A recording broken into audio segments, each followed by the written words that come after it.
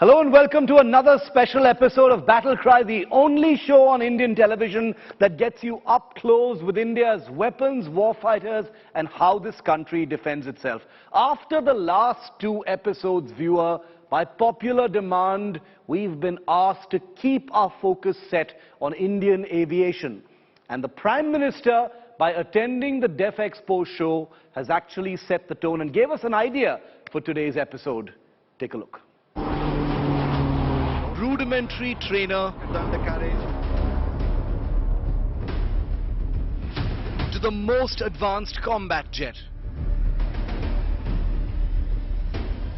From India's latest fighter base to a true blue Indian aircraft industry. As another eventful year goes by, Battle Cry asks the big question. Can India realize its aviation dreams? It was a single act of laying a foundation stone, but the significance of the upcoming Disa Air Force Base for the Indian Air Force in North Gujarat is one of the most significant establishments in our military. It's an airbase that is only 130 kilometers from the Pakistan border and will provide all manner of defense. The Prime Minister laid the foundation stone, but why has it taken so long to get something so basic? Take a look at this report.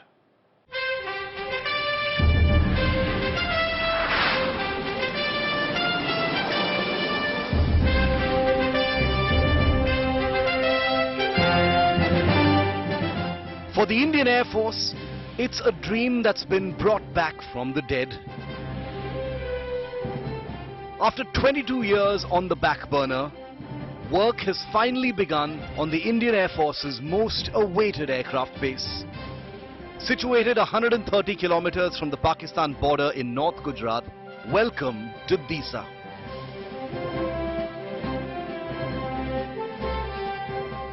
On October 19th, Prime Minister Modi laid the foundation stone for this crucial combat Air Force establishment.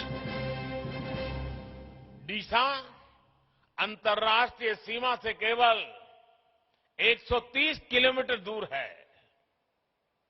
अगर हमारे forces, विशेषकर हमारी वायुसेना डीसा में होगी, तो हम पश्चिमी सीमा पर किसी भी दुस्साहस का और बेहतर ढंग से जवाब दे पाएंगे।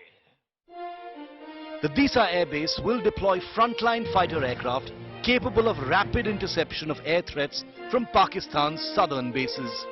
Pakistani fighter bases in Mirpur Khas, Jacobabad and Hyderabad will be on watch from this base.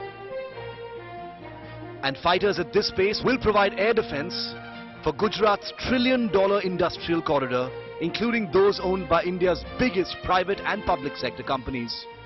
इसके निर्माण से गुजरात के आसपास के क्षेत्र में एयर बेसिस के बीच 355 किलोमीटर की दूरी कम हो जाएगी, जिससे हमारे लड़ाकू विमानों की ऑपरेटिंग रेंज में बढ़ोतरी होगी और लड़ाई के वक्त रिस्पांस टाइम में कमी आएगी.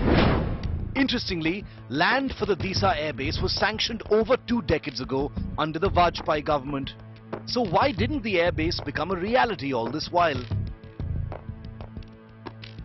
जब यहां मैं मुख्यमंत्री था, तो मैं लगातार इसके निर्माण कार्य के लिए प्रयास करता था. तत्कालीन केंद्र सरकार को उस समय जो सरकार थी, उनको बार बार मैं समझा रहा था इसका महत्व क्या है. इतनी सारी जमीन दे दी, लेकिन 14 साल तक कुछ नहीं हुआ. और फाइलें भी ऐसी बना दी गई थी, ऐसे सवालिया निशान डाले गए थे कि मुझे वहां पहुंचने के बाद भी सही तरीके से सही चीजों को प्रस्थापित करने में भी टाइम गया. सरकार आने के बाद हमने डीसा में ऑपरेशनल बेस बनाने का फैसला लिया. Apart from the forward air base's obvious role in airspace defense and future conflict, the Disa Air Base also provides a crucial hub for humanitarian operations in Gujarat and Rajasthan during natural disasters like floods and earthquakes. The Disa base also provides a staging ground for deep penetration airstrikes on Pakistani territory, including cities like Karachi, Hyderabad and Sukkur if war breaks out. Or even for punitive Balakot-style strikes in the event of a major Pakistani terrorist attack. If you're wondering what jets would be deployed at Disa when the base is ready in 2024, we hear it's likely to begin with a squadron of upgraded MiG-29 jets, later augmented with a squadron of indigenous Tejas fighters. As India's newest Air Force base, it will also be among the most advanced, with equipment and sensors capable of waging a high-performance air battle if deemed necessary. In the week gone by, the Prime Minister also very interestingly put the spotlight on one of India's most rudimentary military aircraft. It's called the HTT-40. It's a basic propeller trainer that Hindustan Aeronautics Limited is building and developing and testing for the Indian Air Force. The good news, orders have just been signed. The even better news, this is an aircraft that could even be exported to other countries.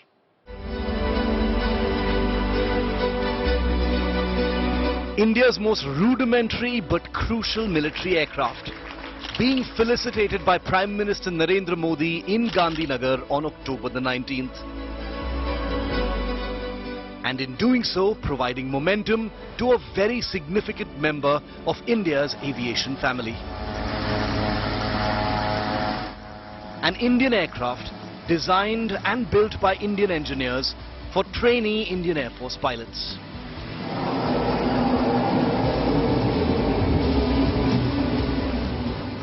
The HTT-40, a light propeller trainer, is being produced to meet a big Indian Air Force order of over 100 aircraft. The HTT-40 will then become the first step for pilot cadets zooming into a life of flight. Now let's take a look at HTT-40, which was inaugurated by Prime Minister Narendra Modi when he was here. This aircraft is designed to a good low-speed handling qualities and better training effectiveness. The aircraft will be certified by FAR 23 centers. This aircraft has been designed not only to train you but also to fight. This aircraft is having following advanced training features like tactical formation, basic fighter maneuvers, range operation, air-to-air weapons and air-to-guide weapons fundamentals. But like with all indigenous defense products, the journey here has been a turbulent one. The HTT-40 is the belated replacement for Hindustan Aeronautics Limited's earlier trainer, the HPT-32 Deepak, which after a spate of accidents was grounded permanently in 2009.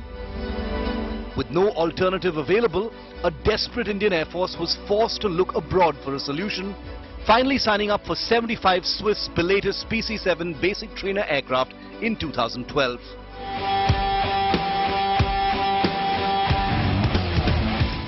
Deliveries began the following year, and the aircraft is now the first plane that Air Force trainees fly.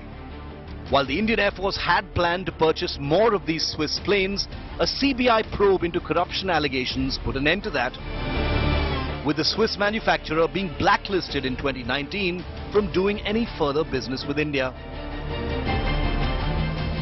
In the meanwhile, the HTT-40 quietly began flight test, finally proving itself more than competent to meet the Indian Air Force's needs, and plugged right into the training regimen at the Air Force flying academies. Once inducted, pilots will begin basic training on the existing PC-7 or the new HTT-40. Some pilots then undergo intermediate jet training on the aging Kiran turbojet trainers and then graduate to the Hawk advanced jet trainers for higher performance and systems training. Finally, they convert to frontline fighter jets where their careers truly begin. Before the Prime Minister's blessings, the HTT-40 got a big boost in August when the Air Force chief strapped into the aircraft for a show of faith flight, a big signal that the project had succeeded in winning the heart of its intended customer. A historic first order for the HTT-40 will be reason to cheer for advocates of self-reliance. But there is no overlooking the fact that significant parts of this aircraft are imported. Most significantly, its propeller engine is of American origin from the company Honeywell. Only another reminder that for all of India's big strides in aviation, the country has failed to develop a single worthy aircraft engine. But that aside, the Prime Minister's ceremonials for the HTT-40 come as a huge boost to a young team in Bengaluru that has developed, tested and delivered the HTT-40 in a relatively short time, to the satisfaction of one of the toughest customers in the world, the Indian Air Force. And probably the best news of all on Battle Cry for Indian aviation lovers is about India's 5th generation fighter concept. It's called the AMCA. Once on the drawing board, things are moving very, very quickly. Final design review is going to happen this year, and we hear that there could be a first flight in just 5 years from now. Remember, nothing this ambitious has ever been attempted by India's aviation complex. Take a look.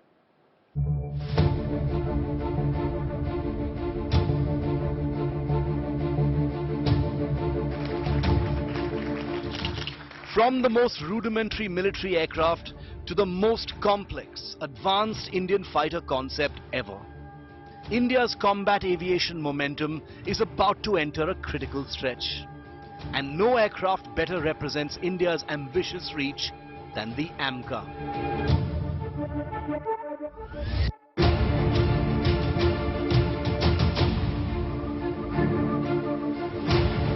Short for Advanced Medium Combat Aircraft, that's the working title of India's under development 5th generation fighter. Like the 5G jets flying with the US and Russia, the AMCA is being designed with advanced features and performance. And there's good news. We hear things are on track for critical design review of the AMCA to be completed this year, with a first prototype to roll out by 2025 and a first flight in the year 2027. And at the recent Def Expo show, the designers even showed off an AMCA simulator.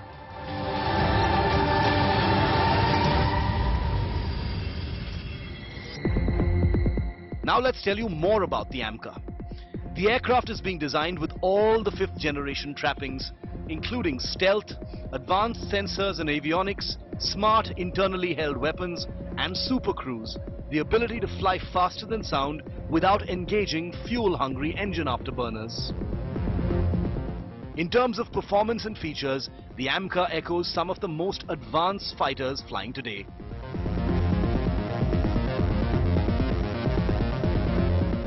The F-22 Raptor, the F-35 Lightning II, the Sukhoi Su-57, the only 3 5th generation fighter jets currently flying operationally.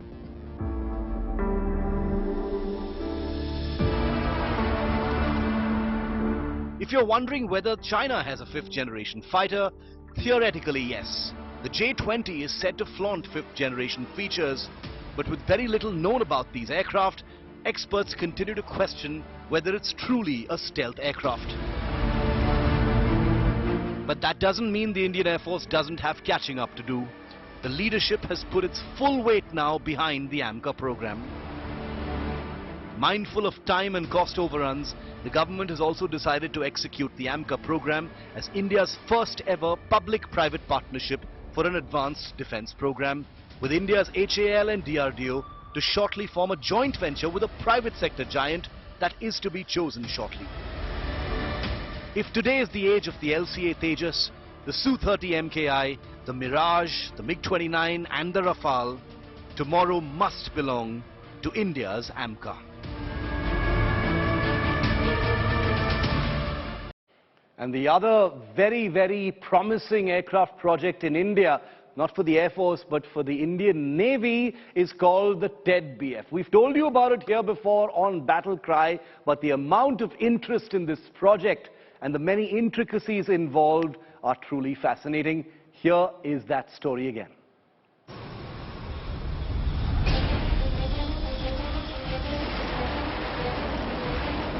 Just weeks before the COVID pandemic engulfed the world, this happened out in the Arabian Sea.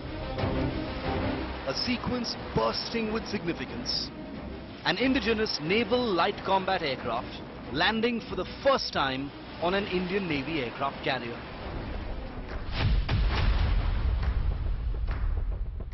Tests of this homegrown fighter have continued steadily over the last 2 years.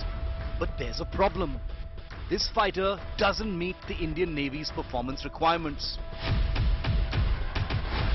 It is underpowered, flies on a single engine, and cannot carry an adequate combat payload to be an effective fighter jet.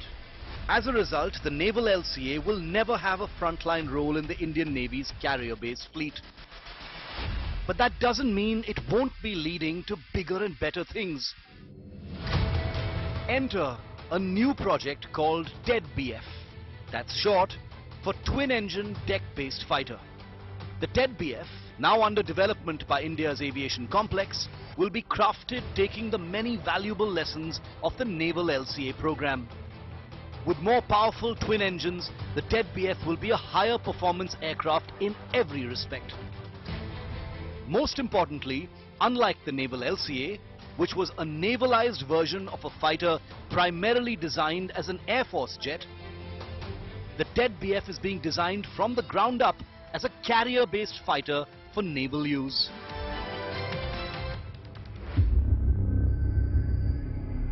The TED-BF will also have foldable wings, essential for space saving on cramped aircraft carrier decks.